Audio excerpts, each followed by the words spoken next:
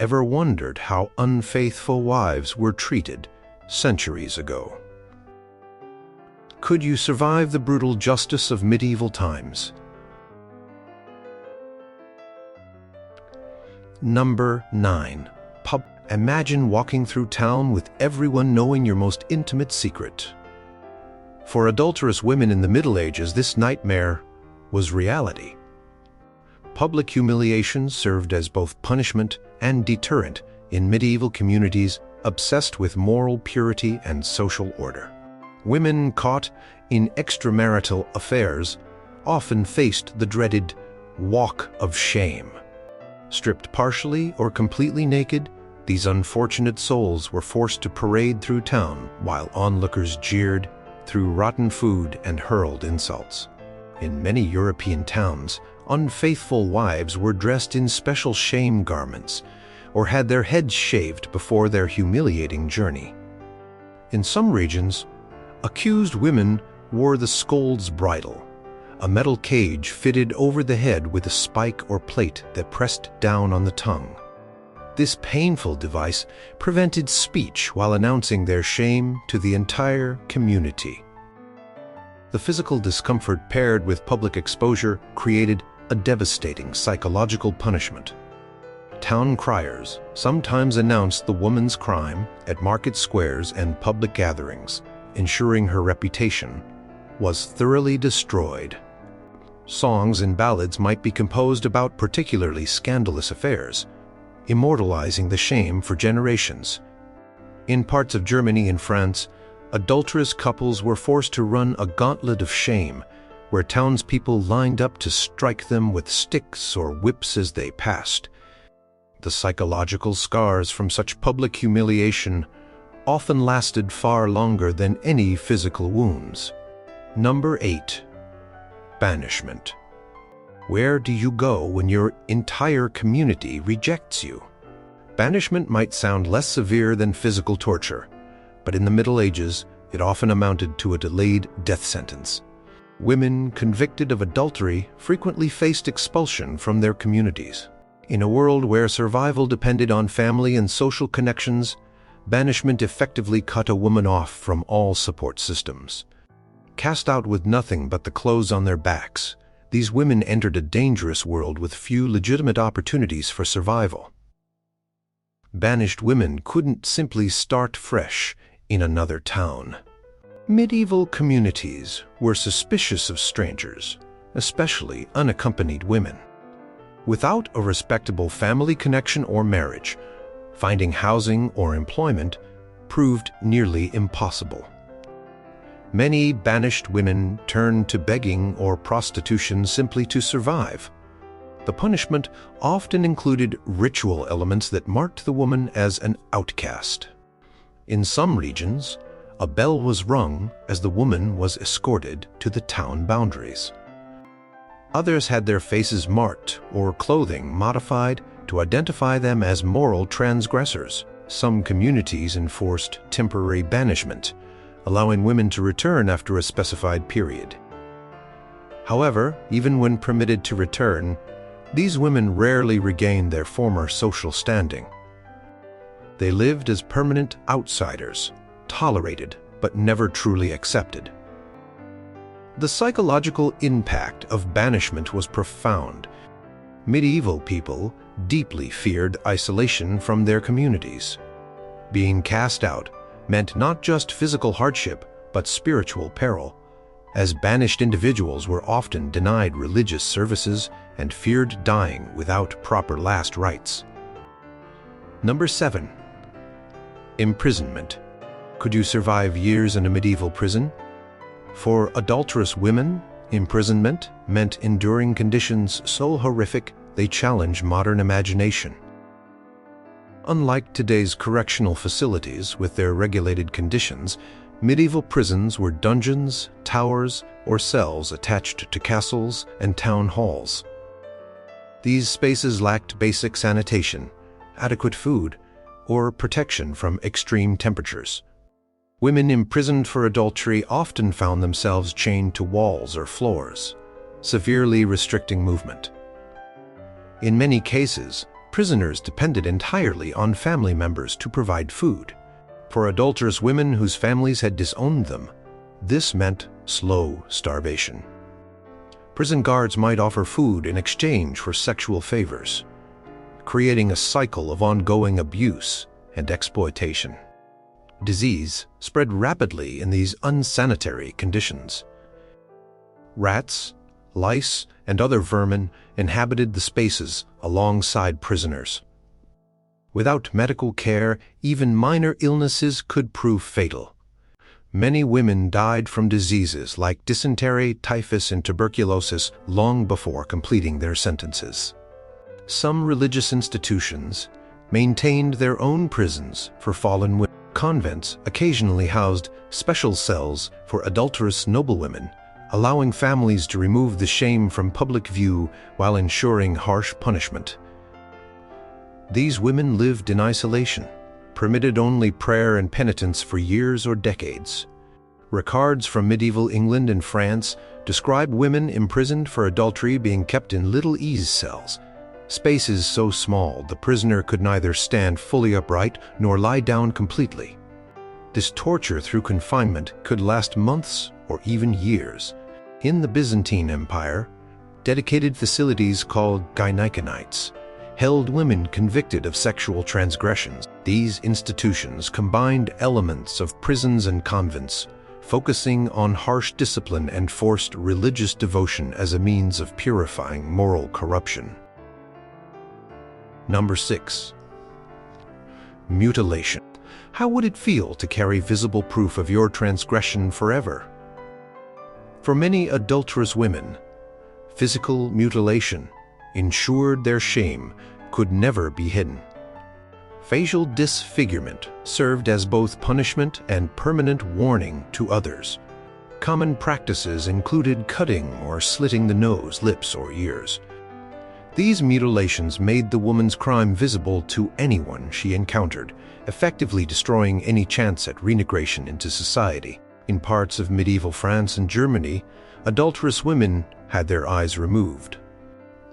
This horrific punishment reflected the belief that lustful gazing led to sinful actions. Without sight, women could not tempt or be tempted, though the punishment obviously left them disabled and dependent.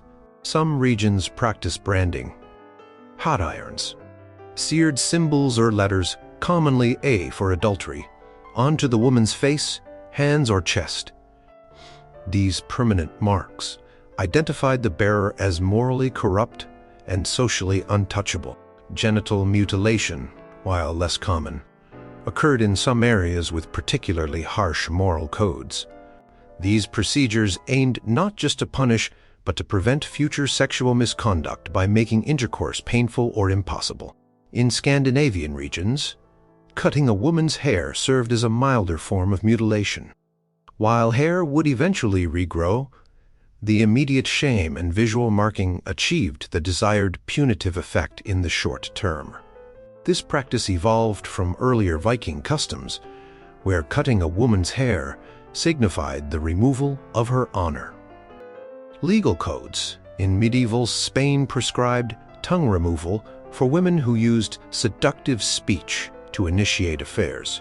This extreme response highlights how medieval authorities feared female sexuality and sought to control it through terrifying consequences. Mutilation served multiple social functions beyond punishment.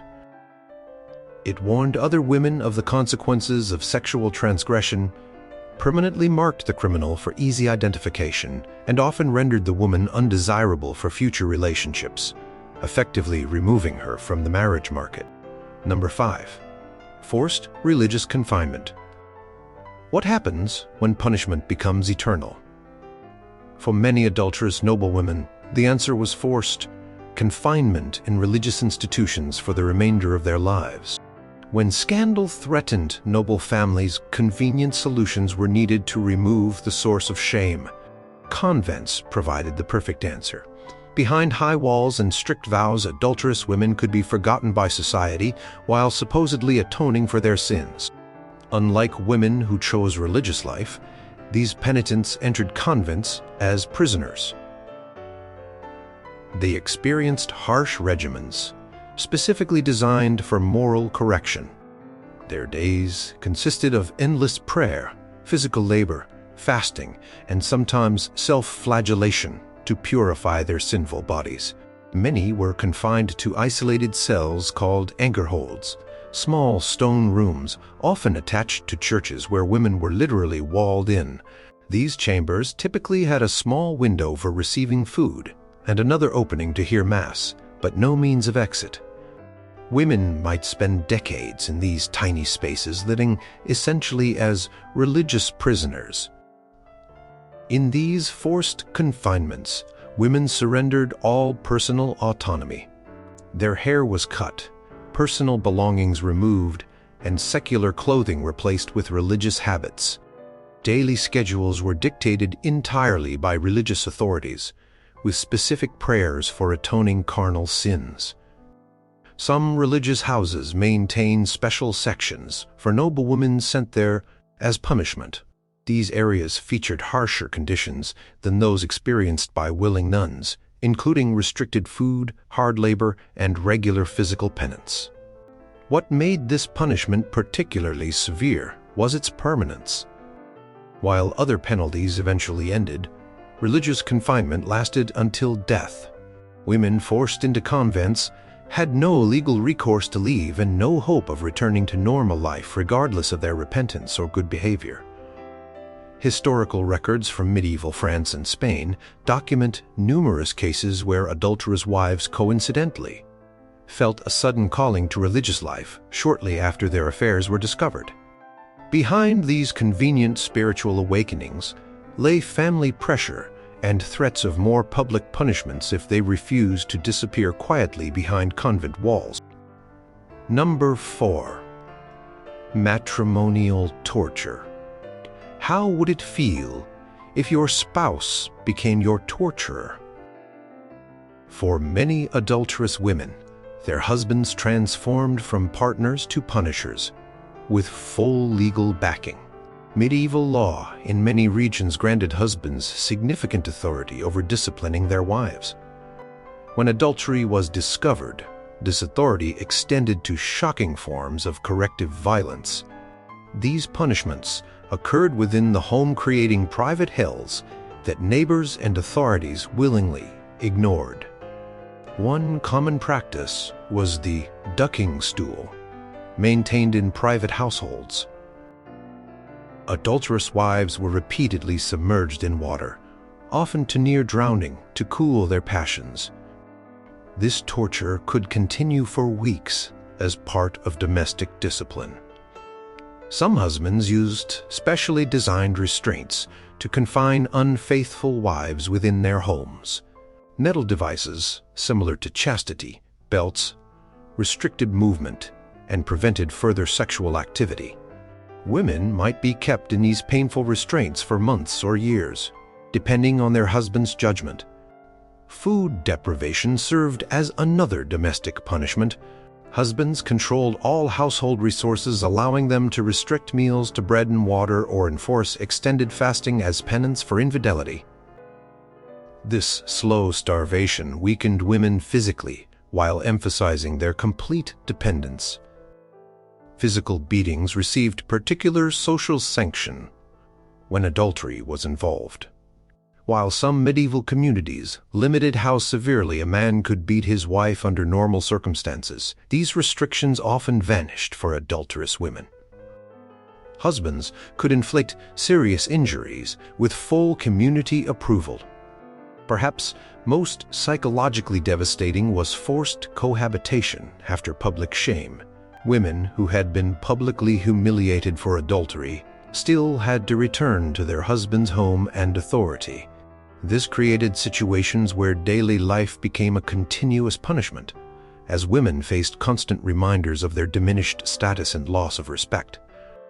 In parts of Italy and Spain, husbands constructed small cage-like rooms within their homes where unfaithful wives were confined, sometimes for years. These spaces, barely large enough to stand in, represented a private version of the public pillory. Number 3. Divorce and destitution. What happens when you lose everything in an instant? For adulterous women in the Middle Ages, divorce meant far more than the end of a marriage. It was often a sentence to poverty and social death. Despite the Catholic Church's general prohibition against divorce, adultery by the wife, though rarely by the husband, constituted grounds for marriage annulment or permanent separation. When these separations occurred, medieval law heavily favored men in the division of property and custody rights. Women found guilty of adultery typically lost all claims to property, including their dowries and personal belongings. Medieval legal codes across Europe explicitly stated that adulterous wives forfeited financial support and property rights. This sudden impoverishment thrust formerly comfortable women into desperate situations. Children were almost always removed from their mother's custody, following adultery judgments. Women not only lost their homes and livelihoods, but also access to their children, creating profound emotional trauma alongside material deprivation. The social consequences extended beyond immediate losses. Divorced women in medieval society occupied an extremely precarious position, with few legitimate options for survival. Families often refused to take back daughters who had dishonored them through adultery, leaving these women without support networks. Employment opportunities for separated women were severely limited. Respectable households wouldn't hire women with tarnished reputations, and guilds excluded women without male sponsorship. Many divorced women resorted to begging or prostitution simply to survive. In some regions, divorce proceedings included ritual elements designed to maximize humiliation. Courts might require the woman to return all gifts from her husband, while wearing only a shift, symbolizing her return to poverty.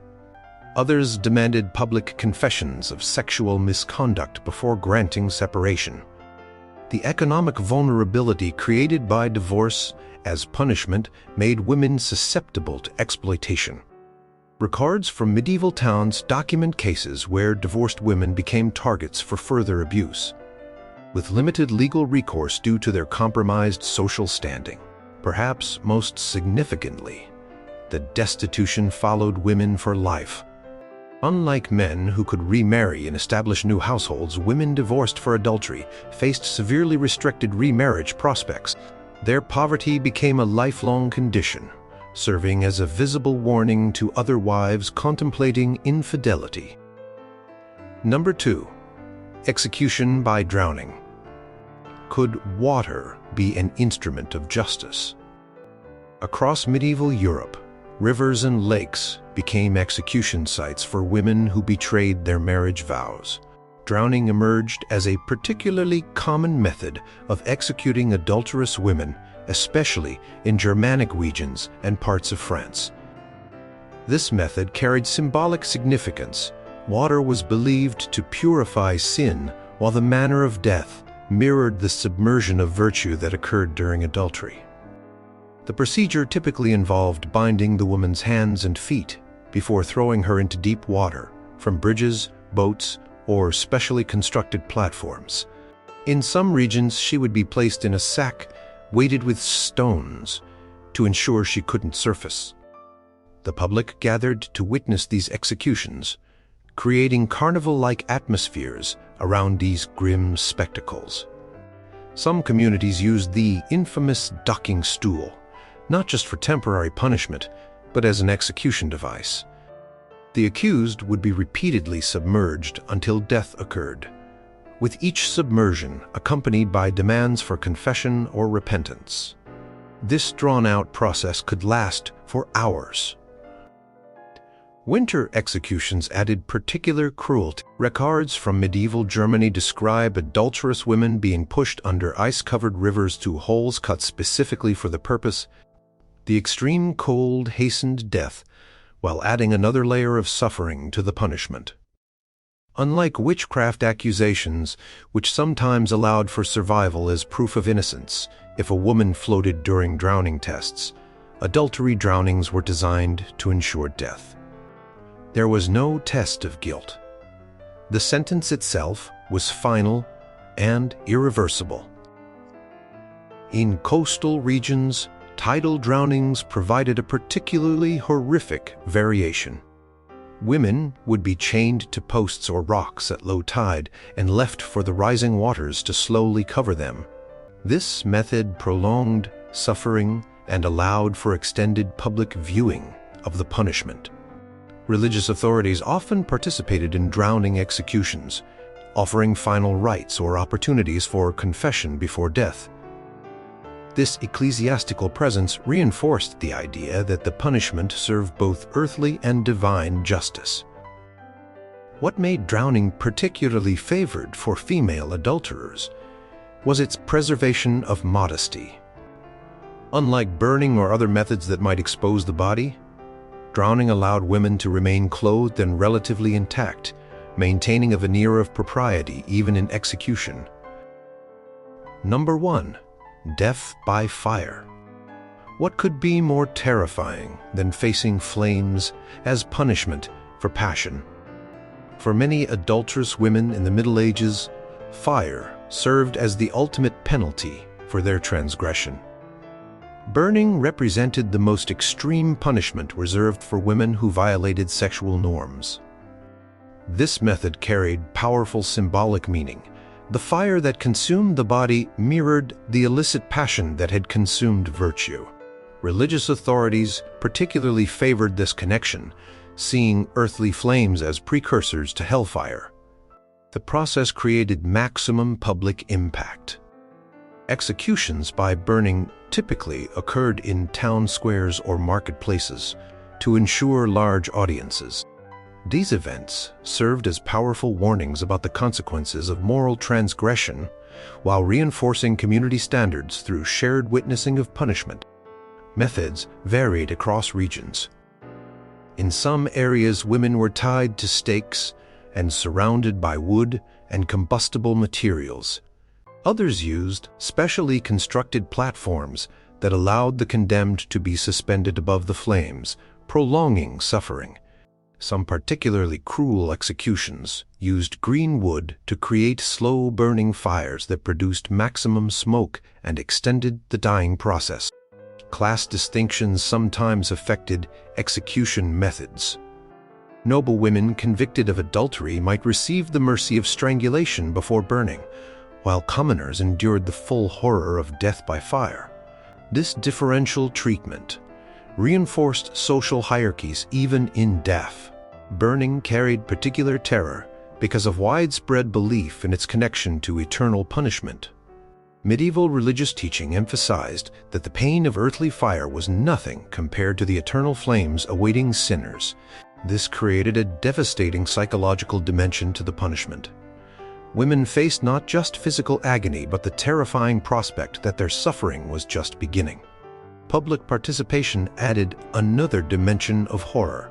Crowds didn't merely observe, but actively participated by gathering wood, building pyres, and sometimes lighting the fires themselves. This communal involvement distributed moral responsibility throughout society, while deeply implicating the community in the execution. Records from medieval France, Germany, and Spain document numerous cases of adulterous women condemned to burning, particularly when the adultery involved aggravating factors like relations with Jewish men, clergy, or servants, transgressions that crossed both sexual and social boundaries. The smell and sound of these executions created sensory memories that lingered in communities. The screams of the condemned and the distinctive odor of burning flesh ensured these punishments remained vivid in public memory long after the execution ended. Would you have survived in a world with such brutal justice? What does our fascination with these punishments reveal about our own attitudes toward infidelity and gender?